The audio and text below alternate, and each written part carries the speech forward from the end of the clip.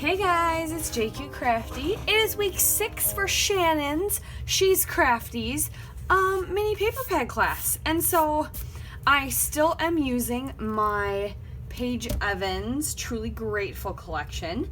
I was just kind of looking through some stuff. So I got these 2 photos that I'm going to scrap, and I think they're like the perfect size for the 6x8 paper pad piece right here. I just need to look for some strips because of what the sketch looked like. I also have all these brads I'm gonna use, like instead of enamel dots. I went ahead and fussy cut a whole 6x8 page and then part of another one. All these flowers. This is the 6x8 page I did. I did most of that one and then another one. So I'm gonna do, instead of circles, I'm gonna put flowers going cascading, I think. And then I was thinking about stamping again. I know you guys are probably getting sick of me stamping. But I was trying out what colors would look good, and I just want a subtle thing. It doesn't need to be too crazy. So I think I'm actually gonna do fossilized amber, and I've got 2 stamps again, 2 different sizes from this grunge collection, Studio Light, that I got from Redefined Creative. And so these are almost like stitching lines. So I'm gonna stamp kind of in those clusters, then layer the flowers over them, put these in. I just gotta pick out which strips of paper I'm gonna put behind. And I might cheat and use branding strips because I have some. We'll see. Maybe I won't cheat. I don't know. Ooh, that would be pretty. This would be pretty, except for it's the same paper. I might use branding strips because I can. Yeah, might use this one and that one and that one. We'll see. Maybe I'll do a purple. Maybe I won't use branding strips. Ugh, gosh, guys. There, maybe I'll do those 4. Okay, so there, I picked out those, and yeah. So, and I set aside all the flowers that are in the ephemera and all the butterflies, and then I'm pretty sure I'm gonna do this together as my title and put happy place below it. Yeah. Something to that effect. I kind of picked out some ephemera that I liked, but I have a feeling I'm not even going to end up using it. So yeah, let's get started.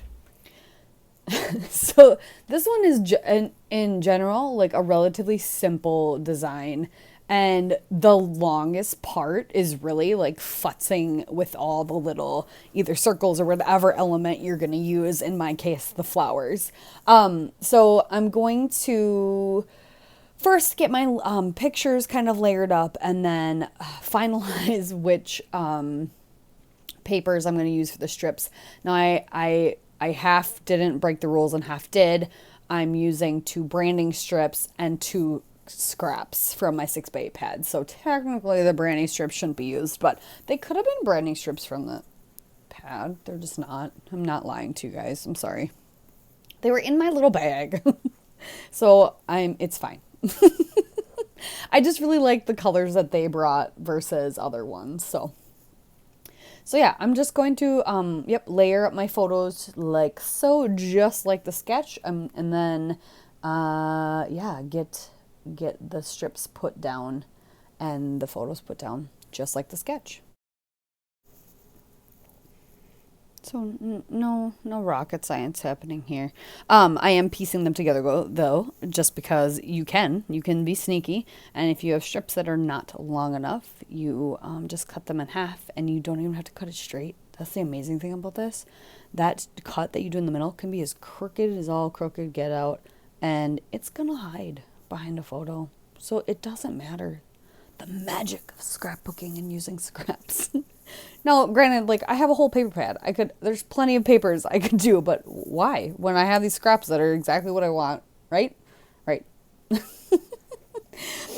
All right, finally gluing all this down. I don't know why I left all this in here. It was so slow. I even sped it up 4 times. This layout actually took probably 3 times as long as it should have. Let's just say there was a lot of text messages happening. I had to cut out a lot of me answering my phone. So now I'm going to go ahead and take those 2 different circle stamps that I showed you earlier. You can't see the stamping at all on video. But you can see it in person. And, you know, I haven't looked at the photo close enough. And you can't even see, honestly, you can't see it that good. You can a little bit. It just adds a little something. It's not a super obvious thing, but it's just something in the background of the flowers. I probably should have used lemonade, squeezed lemonade or a brighter yellow, or even white would have been neat.